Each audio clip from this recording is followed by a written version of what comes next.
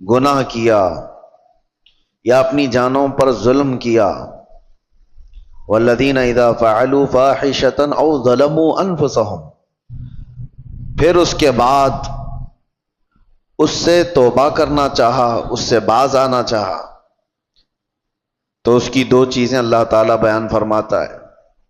پہلی چیز یہ ہے کہ جس چیز کو چھوڑا ہے اس پر دوبارہ نہ جائے، دوسری چیز یہ ہے کہ اللہ کا ذکر کر کے اس سے توبہ اور استغفار کی جائے۔ تو اللہ تعالیٰ فرماتا ہے پھر کون ہے جو بڑے گناہوں کو بخشتا ہے سوائے اللہ کے؟ اللہ معاف کرنے والا ہے، اللہ رحم کرنے والا ہے۔ انسان سے بے حیائیاں اور فواحشات ہو جاتی ہیں، خطاؤں کا مرکب ہے، لیکن بسا اوقات ایسا ہوتا ہے کہ یہ برائیاں اتنی بڑھ جاتی ہیں کہ انسان پھر انسان نہیں رہ جاتا، یہ جانوروں سے زیادہ ذلیل ہو جاتا ہے۔ اس کے اندر ایسی گھناؤنی حرکتیں آنے لگ جاتی ہیں کہ اس کو انسانیت کی تمیز بھی باقی نہیں رہ جاتی۔ وہ وقت آنے سے پہلے اپنے آپ کو، اپنے گھروں کو ہمیشہ سنبھال رکھو۔ انسان حیوان کا حصہ ہے، لیکن کبھی اس کے اوپر حیوانیت ایسی غالب آ جاتی ہے کہ اللہ کی پناہ، وہ جانوروں میں بھی وہ کام نہیں ہوتے جو انسان کر جاتا ہے۔ اور وہ کب ہوتا ہے؟ انسان اس مقام پر پہنچتا ہے جب وہ ایسی حرکتیں کر جاتا ہے جس سے جانور بھی شرمانے لگ جائیں۔ کون سی ایسی چیزیں جو انسان کو ایسا شیطان بناتی ہیں؟ میں چند تمہیدی کلمات آپ کے سامنے پہلے رکھتا ہوں۔ انسان کو اللہ تبارک و تعالیٰ نے عقل بھی دیا ہے اور شہوت بھی دیا ہے۔ عقل یہ صرف انسان کے پاس اتنی بڑی دولت ہے کہ دوسرے تمام حیوانات میں یہ چیز نہیں ہے۔ عقل کا مطلب صرف دماغ ہی نہیں ہوتا، عقل کا مطلب صحیح اور غلط کو پہچاننے کی تمیز، اور شہوت جس سے انسان کو برائیوں کی خواہشات ہوتی ہیں۔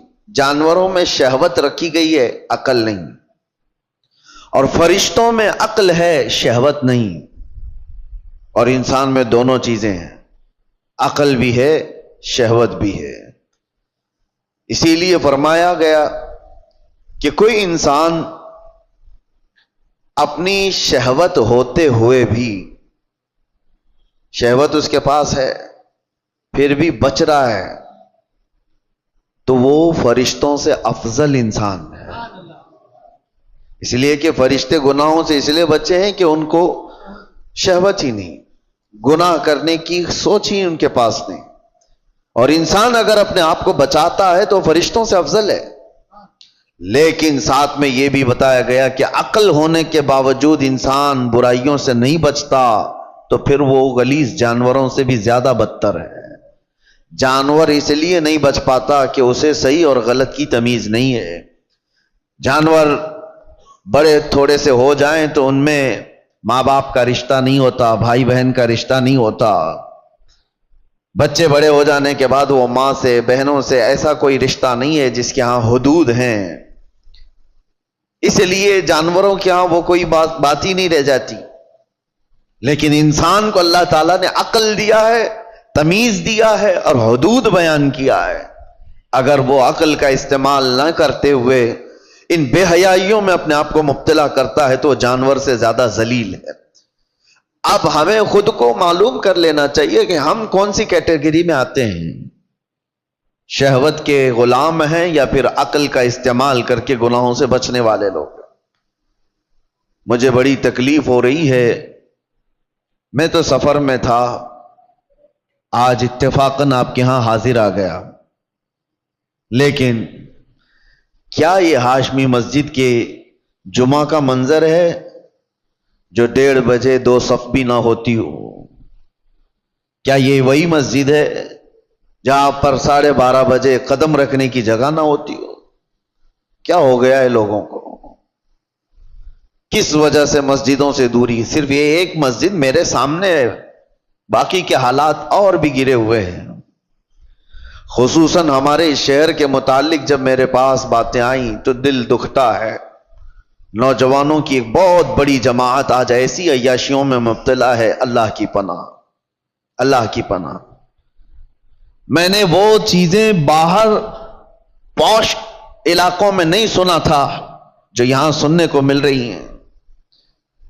کیا مسلمانوں میں ایسا کوئی مقدمہ ہو سکتا ہے کہ بھائیوں نے مل کر کے اپنی بہن سے زنا کیا ہو؟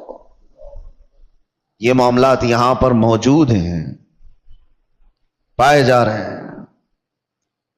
کلیجہ منہ کو آتا ہے بیان کرنے میں، یہ کون سی قوم میں آ گئے؟ کیا یہ رسول اللہ صلی اللہ تعالی علیہ وسلم کی وہ امت ہے جس کو قرآن نے خیر امت کہا تھا؟ کیا وہ نوجوان ہیں؟ ہمارے جو علاقے یہاں پر میجورٹی کے ہیں، پولیس کے ڈپارٹمنٹ کے اور دوسری جگہوں پر، وہ مذاق کی جگہ بنے ہوئے ہیں۔ اگر ان علاقوں کا نام لے لو تو لوگ شرماتے ہیں۔ میرے عزیزو، یہ کس کی ذمہ داری تھی ان بے حیائیوں سے روکنے کی، ان فواہشات سے اپنے نوجوانوں کو روکنے کی؟ حیرت ہوتی ہے کہ 2-4 حاجی صاحب ہمارے سامنے بیٹھ کر کے واقعات بیان کر رہے ہیں، اس محلے میں ایسا چل رہا ہے، اس محلے میں ایسا چل رہا ہے۔ دل پر چھریاں چلتی ہیں اور افسوس آپ کے اوپر ہوتا ہے، آپ ان سب کو تماشا سمجھ کر کے بیان کر رہے ہو۔ امت لٹ رہی ہے اور آپ کہانیاں بیان کر رہے ہو۔ تمہارے گھر سے تمہاری بیٹی اور تمہارے بیٹے کے ساتھ یہ تمام حرکتیں ہوتی ہوں تو کیا محلے میں اسی طرح چرچے کرتے ہوئے بیان کرو گے؟ ذمہ داری کس کی تھی یہ؟ اور میں اکثر یہاں پر کہا کرتا تھا جب یہاں موجود تھا کہ ایک بہت بڑی نعمت ہے ہمارے ان علاقوں میں کہ آج بھی ہماری مسجدوں میں یہ جماعت کا جو سسٹم ہے، متولی ہونا، اراکین ہونا، جماعت کا ان کا جو ہولڈ ہے وہ دوسرے علاقوں میں آپ کو نہیں ملے گا۔ آپ جاؤ شمال ہند میں، دوسرے علاقوں میں، کوئی ایسی مضبوطی نہیں نظر آتی ہے کہ مسجد کی کوئی کمیٹی پورے محلے کو سنبھال سکتی ہو، ان کے مسائل کا حل کرتی ہو۔ یہ سب سسٹم دوسری جگہ نہیں ہے، یہ تمہارے پاس موجود ہے۔ لیکن یہ جماعتوں کے اراکین جو بھی مسجدوں کے بن گئے، انہوں نے اپنی ذمہ داریاں فراموش کر دی۔ اب ان کو لگتا ہے کہ صرف اور صرف کمیٹی بنانا ہے، مسجد دیکھنا ہے، محلے سے ان کی بھی نظریں ختم ہو گئی۔ ہم دیکھ رہے ہیں کئی محلے ایسے ہیں جن میں نوجوان، پہلے کیا کسی کی ہمت ہوتی تھی کہ جماعت والوں کے سامنے کوئی بچے آ کر کے ایسی حرکتیں کریں یا ان کے سامنے بے حیائی کریں؟ ہوتا یہ تھا، ڈر تھا محلے والوں کو کہ ہمارے نکاح منگنی ولیمے بھی ہونے ہیں، کبھی جماعت سے بائیکاٹ نہ ہو جائے۔ ڈر لگتا تھا لوگوں کو محلوں میں کہ کسی کے گھر پر نظر نہ ڈالی جائے ورنہ جماعت میں فیصلہ چلا جائے گا تو بے عزتی ہو جائے گی۔ اور آج یہ پوزیشن آ گئی کہ جماعت کو کوئی گنتا نہیں۔ تم اگر اپنا وقار کھوتے چلے جاؤ گے تو میرے عزیزو، آنے والی نسلوں کے لیے بہت بڑا خطرہ ہے، بہت بڑا چیلنج ہے۔ میں دیکھ رہا ہوں ان چھوٹے بچوں کو، ہمارے، اب میں ہر ایک کا نام لے کر کے ذکر کروں تو ظاہر سی بات ہے دنیا بھر میں باتیں وائرل ہوتی ہیں، لیکن سمجھنے والے سمجھ سکتے ہیں۔ اسکول کے 4 کلاس کے بچے کو، 4 کلاس کا بچہ مشکل سے میرے خیال سے 9 سال کی عمر کا ہوتا ہوگا، اس کے دادا میرے پاس لے کر کے آئے اور کہتے ہیں کہ یہ نشہ کرتا ہے۔ میں کہا کون سا نشہ کرتا ہے یہ؟ کون سا نشہ؟ نشہ تو لوگ بیڑی، سگریٹ، گٹکا کو بھی سمجھ جاتے ہیں، بولتے ہیں، بہت سارے لوگوں کو ایسا لگتا ہے، اس کو بھی نشہ سمجھتے ہیں، اور بڑے جو پرانے ہوتے تھے اس سے بھی بچتے تھے۔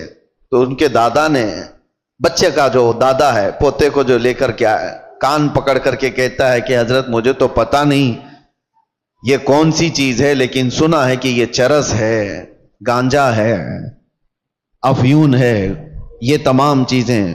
حیرت ہوئی، 9 سال کا بچہ، سے پوچھا کہاں سے تمہارے پاس یہ سب چیزیں آئیں؟ کہا اسکول میں تو مل جاتی ہیں، باہر سے کوئی بھیا آتے ہیں اور دے بھی دیتے ہیں۔ میرے عزیزو، ذمہ داری کا احساس کرو، یہ وہ بچے ہیں جو امت کا مستقبل ہیں۔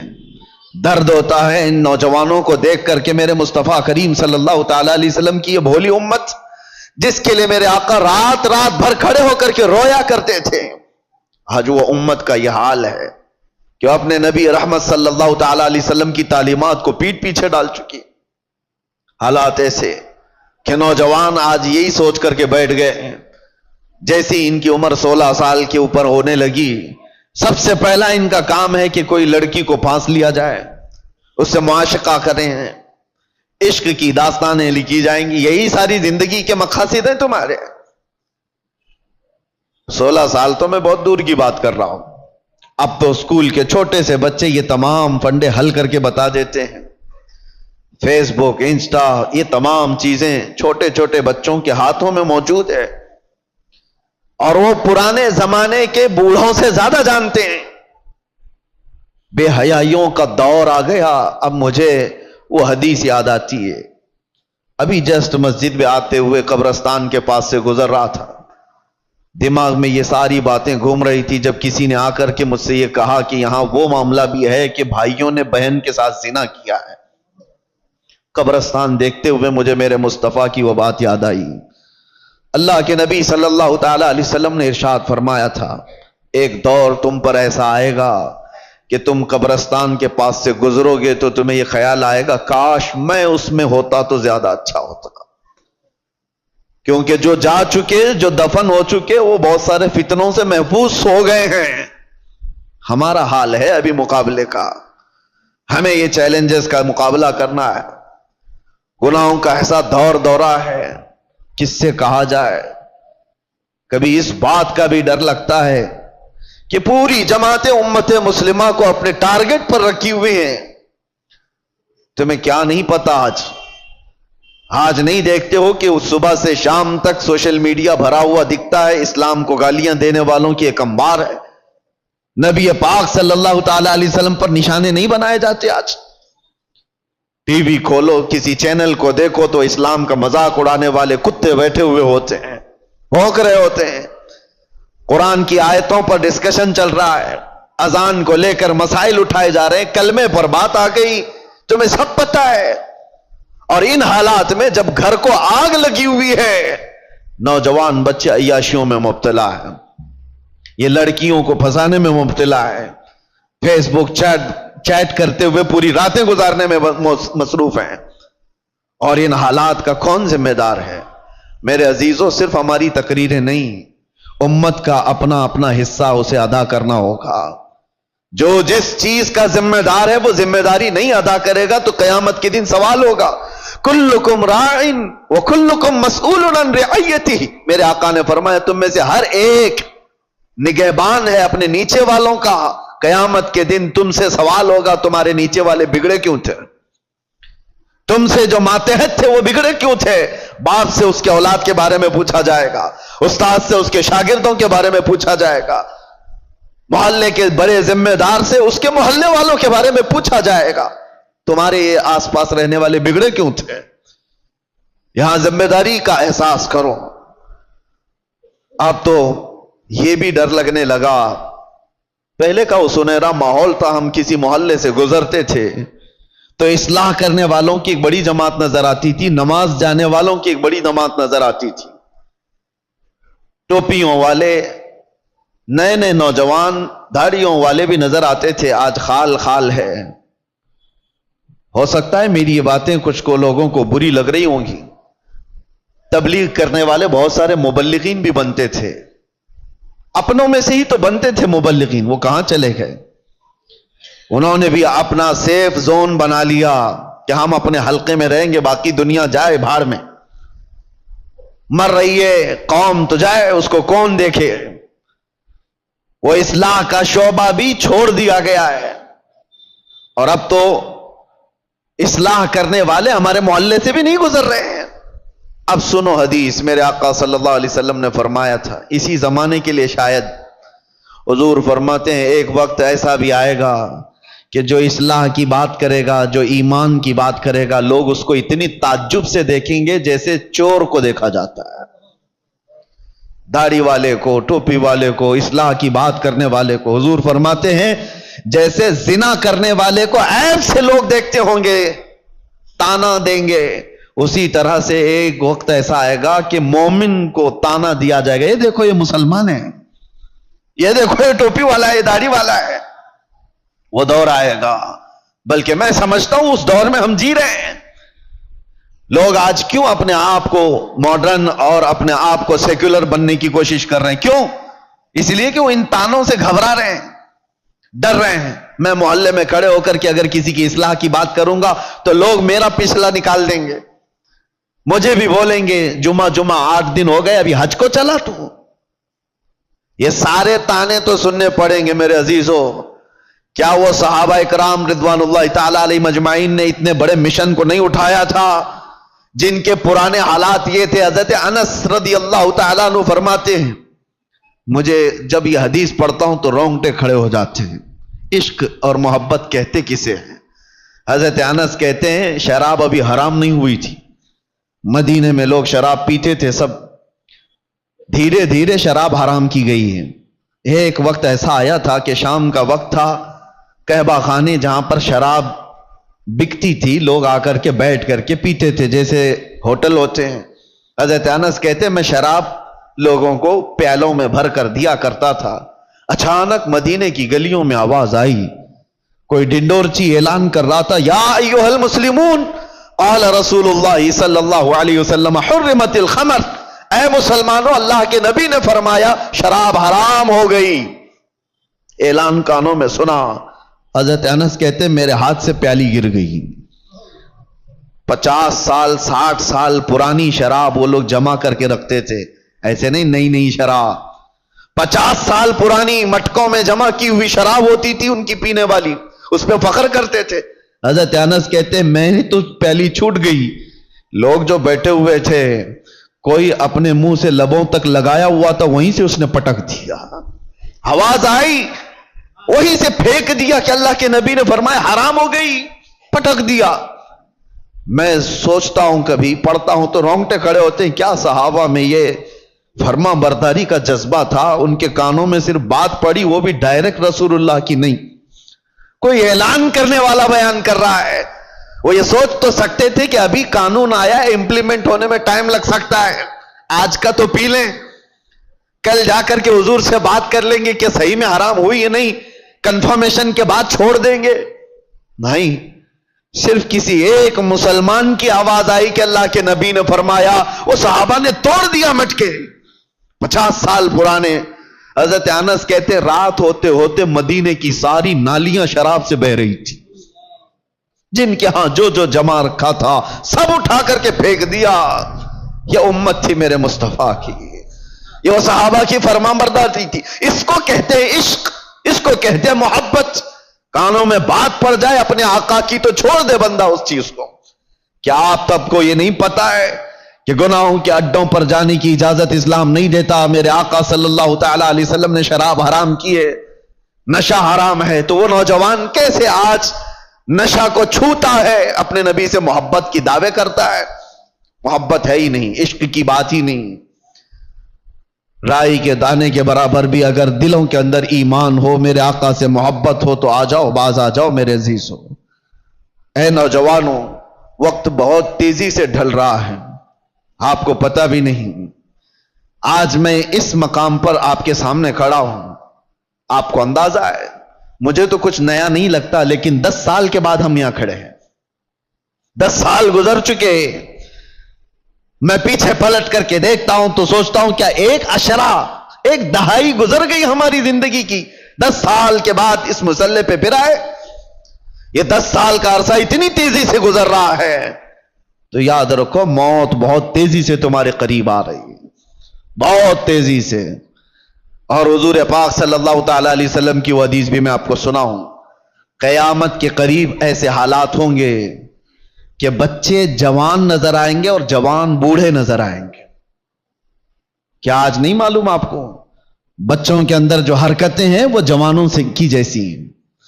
6 سال کے 7 سال کے بچے بالغ لوگوں کی باتیں کرتے ہیں، جوانی ابھی سے آئی ہوئی لگتی ہے، اور جوانوں کو دیکھو یہ سب ٹوٹے بکھرے ہوئے، ارے 20 سال 22 سال کی عمر میں سفید بال، اور یہ بوڑھے لگنے لگ گئے۔ ان کی زندگیاں 30 سال کو جاتے جاتے ریٹائرڈ ہو گئیں، گھروں کے حالات خراب ہو گئے۔ کتنے ایسے ہیں؟ ارے جوانی کس کو کہا جاتا تھا پتہ ہے؟ 40 سال کے بعد جوانی شروع ہوتی، جس کو مضبوط جوانی کہا جاتا. آج 40 سال میں بوڑھا ہے آدمی, بوڑھا ہے. قیامت کے اتنے قریب ہم آ چکے. میرے آقا نے فرمایا تھا ایک دور آئے گا کہ جب بچے جوان نظر آئیں گے اور جوان بوڑھے لگنے لگیں. ان حالات کا باریکی سے آپ مطالعہ کرو میرے عزیزو. اب ہمیں تقریروں کے اعتبار سے کوئی ایک مقرر ایک خطیب سمجھ کر کے ایک ٹرینڈ کے حساب سے مت لو. میرے پاس اب وہ فن بھی نہیں ہے, نہ میں اپنے الفاظ سے چمکا کر کے کسی کے اوپر دباؤ ڈالنے کے لیے تقریریں کرتا ہوں. نہیں, ایک درد نکلتا ہے آج امت کے لیے خاص طور پر. بہت جلدی وہ دن بھی آ جائے گا, شاید اعلان ہو جائے کہ ہم بھی مر گئے, دنیا سے نکل گئے.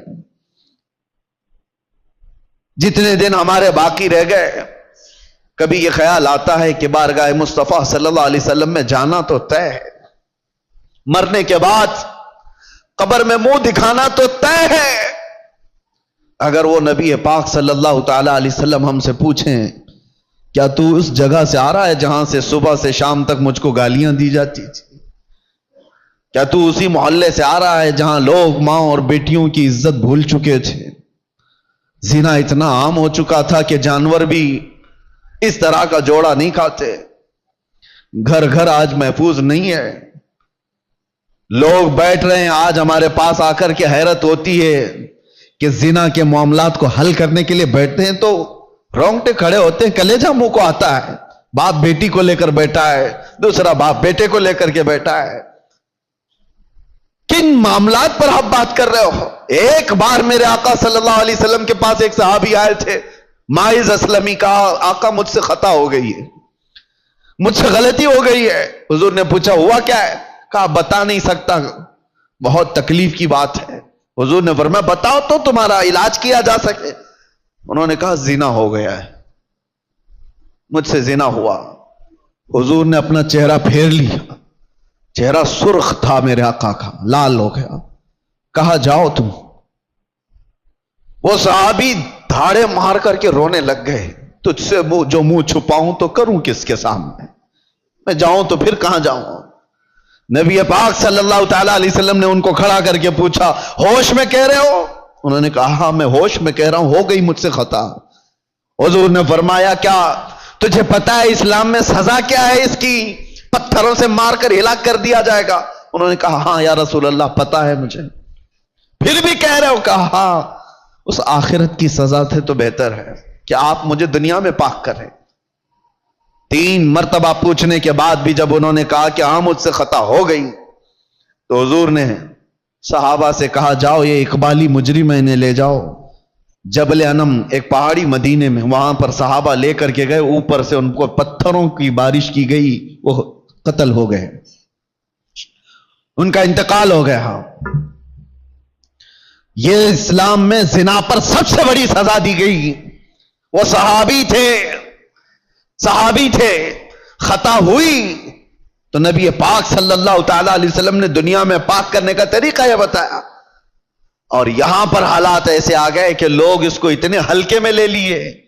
پھر مجھے وہ حدیث یاد آتی ہے, حضور نے فرمایا تھا قیامت کے قریب زنا اتنا عام ہو جائے گا کہ انسان ایسے جوڑا کھائیں گے جیسے گدھے اور کتے راستوں پر جوڑا کھاتے ہیں. ان کے درمیان یہ سب کامن سی چیز ہو گئی, نارمل بن گیا ہے. لوگ بیٹھ کر کے حل کر رہے ہیں, ہمیں تو رونگٹے کھڑے ہوتے ہیں. کن چیزوں کی یہ باتیں لے کر بیٹھے ہیں بیٹے اور بیٹیوں کی کہ یہ اس طرح کی حرکتیں کرتے تھے. معاذ اللہ رب العالمین. ایک بات یاد رکھو, پورے معاشرے میں محلے میں ایک جگہ کوئی زنا کرتا ہے تو پورے محلے کی برکت ختم کر دی جاتی ہے. ناسور ہے وہ کینسر کی طرح, کینسر کی پھوڑی جس طرح پورے جسم میں زہر پیدا کرتی ہے, ایک بے حیائی اور بدکاری والا نوجوان پورے معاشرے کے اندر وہ ناسور بن کر زہر پھیلاتا ہے. تمہاری بیٹیوں تک بھی وہ حرکتیں آئیں گی, تمہارے بیٹے بھی محفوظ نہیں رہیں گے. اس لیے ذمہ داریوں کا احساس سارے لوگ مل کر کے کریں, ایک آدمی نہیں. یہ بیچارہ خطیب کب تک یہاں سے پکارے گا, ایک کوئی مبلغ کب تک اصلاح کرے گا؟ ہر ایک کی ذمہ داری ہے. آج غلطی کس کی ہے پتا ہے؟ پورے محلے میں 5% یا 10% جواری ہوتے ہیں, 5% سے بھی کم ہوتے ہیں جواری اور سود خور یا شرابی یا زانی، اکثریت تو اچھے لوگوں کی ہوتی ہے، لیکن وہ اچھے لوگ اتنے بھیانک ہوتے ہیں. یاد رکھنا، ان 5 کو جنہوں نے کھلی چھوٹ دی تھی، یہ 95 لوگوں کی بھی وہی سزا ہوگی جو اس جواری کی سزا ہوگی، کیونکہ معاشرے کو برباد کرنے میں ان 5 لوگوں کا ہاتھ کم تھا، خاموش رہنے والوں کا ہاتھ زیادہ تھا. یہ سپورٹر تھے، گناہ دیکھ کر کے ہنستے ہوئے چلے جاتے تھے، میرے گھر میں تھوڑی نہ ہو رہا ہے، فلاں کا بچہ بگڑا ہوا ہے، میں تو سنبھال لوں گا اپنا گھر. میاں آگ لگی ہے، تم کیا سنبھال لو گے؟ تمہارے بھی گھر کے دروازے لکڑی کے ہیں، تمہارے بھی گھر کی کھڑکیاں لکڑی کی ہیں. وہ آگ کے شعلے جب نکل کر کے آئیں گے تمہارے دروازے بھی جلائیں گے. یہی حال ہے آج ہمارے گھروں میں. تمہاری بیٹیاں بھی ہیں یا نہیں؟ تمہارے اپنے بیٹے ہیں یا نہیں؟ دوسرے کا بیٹا بگڑ گیا، دوسرے کی بیٹی بگڑ گئی تو آپ ہنس کر تماشا دیکھ رہے ہو کہ فلاں نشہ کر رہا ہے. پہلے حال یہ تھے کہ ہماری جماعت کے لوگ کہیں بیٹھے ہوتے تھے تو آوارہ لوگ ان کے سامنے سے گزرنے میں بھی ڈرتے تھے، گزرنے میں انہیں ڈر لگتا تھا کہ بڑے لوگ بیٹھے ہوئے ہیں. آج وہ وقار ختم کیوں ہوتا گیا؟ اپنی ذمہ داری کا احساس جب بندہ ختم کر لیتا ہے تو اقبال نے یہ بہت پہلے کہا تھا، قوت فکر و عمل پہلے فنا ہو جاتی ہے تب کسی قوم کی شوکت پہ زوال آتا ہے. سوچنے سمجھنے کی صلاحیت پہلے یہ ختم ہو جاتی ہے تب جا کر کے قوم کے اندر بدکاریاں پھیل جاتی ہیں، یہ زبوں حالی کا شکار ہوتی ہے. آج قوم کے اندر جو معاملات ہیں، ہم گرے ہوئے اس لیے ہیں کہ ہم اپنی ذمہ داریاں نہیں سنبھالنا چاہتے. اب ظاہر سی بات ہے، ایک آدمی بولے گا تو اس کو پکڑ کر کے لے جائیں گے، بند کر دیں گے. دوسرا اٹھے گا، اس کو پکڑ کر بند کریں گے، اور سارے لوگ تماشا دیکھتے رہیں گے. یہ سوچیں گے نہیں، یہ نہیں کرنا ہے، بولنا نہیں ہے. میں سمجھتا ہوں اس طرح کی بزدلی سے تم کتنے سال جی سکتے ہو؟ چپ چپ رہ کر کے برائیوں کے بارے میں نہیں بولو گے، کمپرومائز کر کے جیو گے، کب تک رہو گے؟ موت تو آنی ہے. تو جب مرنا ہی ہے تو گیدڑ کی 100 سالہ زندگی سے شیر کی 1 دن کی زندگی بہتر ہے. حق بات کرو، لوگوں کی اصلاح کرو اور دنیا سے عزت کے ساتھ جاؤ. اور ایک بات اے نوجوانوں، دنیا کے تمام معاملات میں 100 سال کی زندگی میں وہ عزت نہیں پاؤ گے جو دامن مصطفیٰ میں 1 منٹ میں عزت مل جاتی ہے. میرے آقا کے قدموں سے لپٹ کر 1 منٹ کی جو زندگی تمہیں عزت دیتی ہے، وہ دنیا داروں کی 100 سال کی نوکری تمہیں عزت نہیں دے سکتی. اسی لیے میرے مرشد نے فرمایا تھا، بل ہوا سن، سیم و زر کی بندگی اچھی نہیں، ان کے در کی بھیک اچھی، سروری اچھی نہیں. آؤ اصلاح کے لیے اپنے ان معاشروں میں اصلاح کا کام تیزی سے شروع کر دو. اگر آج تھوڑی سی تمہاری حرکت باقی رہے گی تو امید ہے کہ ہماری جو نئی نسلیں ہیں وہ اس بات پر تو باقی رہے. میں سعودی عرب میں دیکھ کر کے آیا ہوں، جنہوں نے اپنے بچوں کو آسٹریلیا امریکہ میں پڑھانے کے لیے بھیجا تھا، آج وہ بچے پلٹ کر کے آئے ہیں اور وہ پوچھتے ہیں ہو از دا محمد؟ محمد کس کا نام ہے؟ یہ ریئل بات میں آپ کو بتا رہا ہوں. ارے جہاں اسلام کا مرکز رہا، جہاں سے اسلام پھیلا پھولا، ان کے بچے آج غیروں کی گود میں ڈالے جانے کے بعد آ کر اپنے نبی کو پہچان نہیں پا رہے ہیں. تم نے بھی کیا سوچا ہمارے بچوں کو سوشل میڈیا پر چھوڑ دیں گے، یہ سارا کچھ موبائل سے، گوگل سے، انٹرنیٹ سے سیکھتے رہیں گے؟ کل کو یہی بچے کھڑے ہوں گے جو اپنے نبی کو نہیں پہچانتے، وہ اپنے باپ کو قیامت میں کیا پہچانیں گے؟ اور تمہارے مرنے کے بعد کیا ہی سالے ثواب کر سکیں گے؟ ادھر تمہارا جنازہ لا کر کے رکھا گیا ہوگا، تمہارا بیٹا باہر کھڑے ہو کر کے انتظار کر رہا ہوگا، نماز ہو جائے گی تو اٹھاؤں اور ڈا کر کے دفن کر کے آؤں. اسے توفیق بھی نہیں ہوگی کہ وہ تمہارے لیے جنازے کی نماز پڑھ سکے. کیوں ایسے معاشرے میں جینے کی ضرورت ہے؟ ہمیں جو رسول اللہ صلی اللہ علیہ وسلم نے معاشرہ عطا کیا، اس معاشرے میں امن بھی ہے، عزت بھی ہے، وقار بھی ہے. آؤ واپس سے پھر اس ماحول کو بنانے میں آپ سب سترک ہو جاؤ، متحرک ہو جاؤ. ہر محلے کے نوجوانوں سے میں گزارش کروں گا، تم 5 ہی صحیح 10 ہی صحیح کھڑے ہو جاؤ ذمہ داری لے کر کے کہ ہم اپنے محلے میں بے حیائیاں نہیں ہونے دیں گے. انقلاب آئے گا میرے عزیز. تم یہ مت سوچنا کہ ہم 5 اور 10 لوگوں سے کیا ہوگا.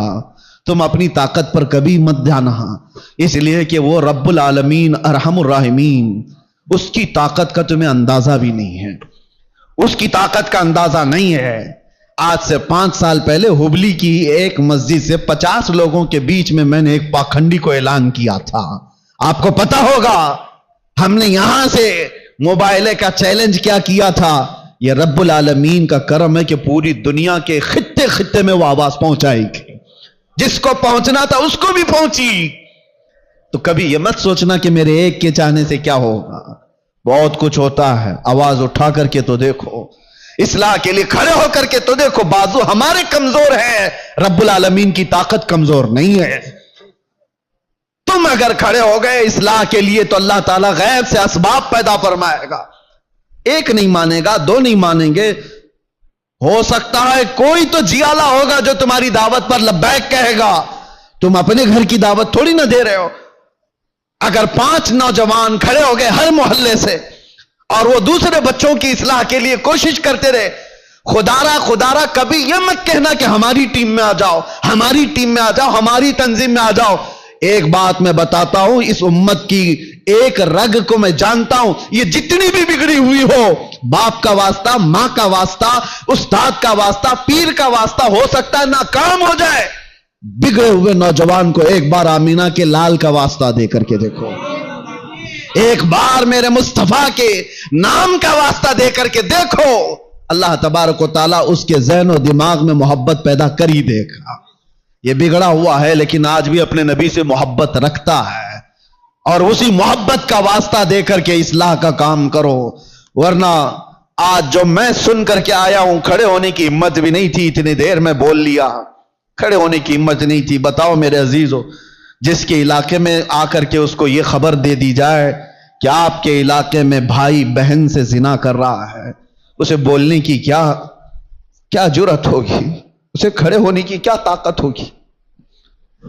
دل دکھتا ہے۔ امت مصطفیٰ صلی اللہ تعالی علیہ وسلم اس پوزیشن پر آ گئی کہ ہم غیروں میں بھی یہ بات نہیں سن پاتے، غیروں میں یہ بات نہیں سن پاتے، مسلمانوں کے گھروں میں یہ چیز ہو سکتی ہے۔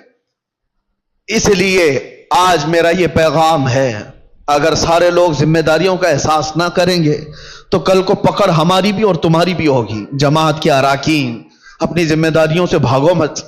اللہ نے تمہیں کسی خاص مقصد کے لیے اس مسجد کی خدمت عطا کی ہے، ہر مسجد کے لیے کہہ رہا ہوں، اسی مسجد کی بات نہیں۔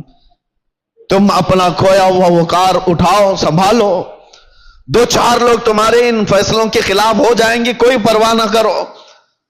تم اگر اس زمام کو مضبوطی سے پکڑ لو گے کہ معاشرے میں ان بے حیائیوں اور گندگیوں کو ہم ہونے نہیں دیں گے، تو ہو سکتا ہے 2-4 لوگ مخالف ہوں گے، لیکن دیکھنا اللہ تعالیٰ تمہاری غیب سے مدد کے لیے فرشتوں کو اتارے گا کہ امت مصطفیٰ کی اصلاح کے لیے بیٹھا ہوا ہے۔ دنیا کوستی ہے تو کوسے، لیکن آپ اپنی ذمہ داری پوری کرو۔ کوئی بچہ بگڑتا ہے تو معاشرے کے ذمہ دار اراکین جماعت اس کا بہت باریکی سے جائزہ لے اور اس پر پکڑ بنا ہے، ورنہ ہاتھ سے نکل جانے کے بعد پھر اصلاح نہیں ہوتی۔ اللہ تبارک و تعالی ہم کو خیر امت میں جس طرح سے رکھا ہے، ہمیشہ خیر امت کے اس لقب کو سنبھالنے کی توفیق عطا فرمائے۔ رب تبارک و تعالی ہمارے اس بگڑے ہوئے معاشرے کو پھر سے اصلاح کی توفیق عطا فرمائے۔ یا رب العالمین، یا اکرم الاکرمین، تیرے دربار میں عاجزانہ فقیرانہ التجا ہے کہ مولا ہم ویسے ہی بغیر کسی قیادت کے بھٹکے ہوئے ہیں۔ اللہ ہم کسی کے ساتھ کوئی بغیر مرکزیت کے آوارہ ہے، اے اللہ تو بھی ہمیں تنہا نہ چھوڑ دے۔ تیرے نبی کا واسطہ مولا، اس امت کو اس یتیمی کے حالت میں تنہا نہ چھوڑ، ہمارے معاشرے میں غیب سے اصلاح کرنے والوں کی جماعت پیدا فرما۔ اے اللہ علماء صالحین کو ہمارے درمیان پیدا فرما، ہماری قوم کو اور ہمارے بچوں کو تیرے حبیب پاک کا سچا شہدائی بنا دے۔ اے اللہ، اے کریم خدا، جن بے حیائیوں اور برائیوں سے ہمارا کلیجہ منہ کو آتا ہے، ان بے حیائیوں اور برائیوں سے ہمارے گھروں کے دروازوں کی حفاظت فرما۔